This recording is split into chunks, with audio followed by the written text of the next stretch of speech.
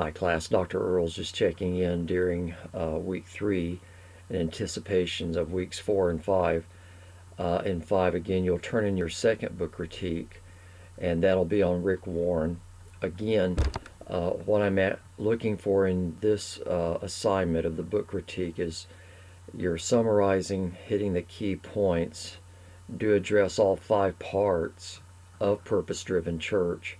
And then your critique is giving me at least one matter that you disagree with and substantiating that position of your disagreement by the contents that you've studied in the books, and then bringing that forth in that part of your work on this assignment.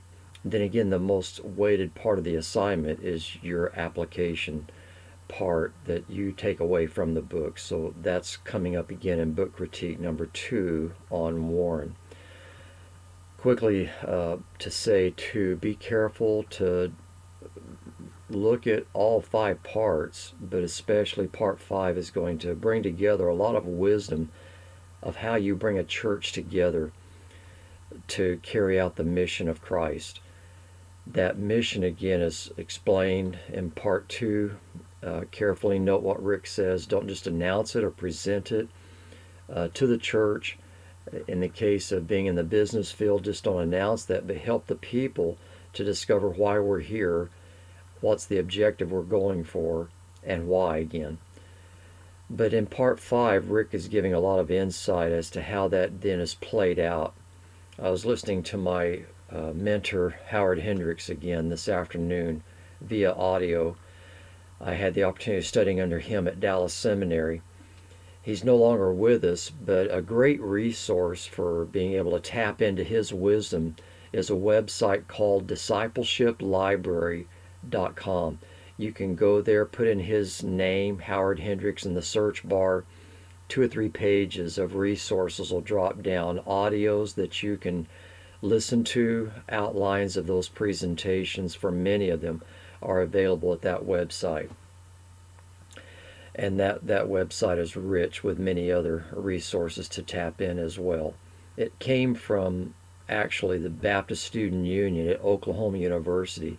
Max Barnett served there for 30 years, and there was over 7,000 cassette tapes of different Christian leaders around the world housed there, and then Christians gave the monies for it all to become digitalized. So it's available at that website again, discipleshiplibrary.com.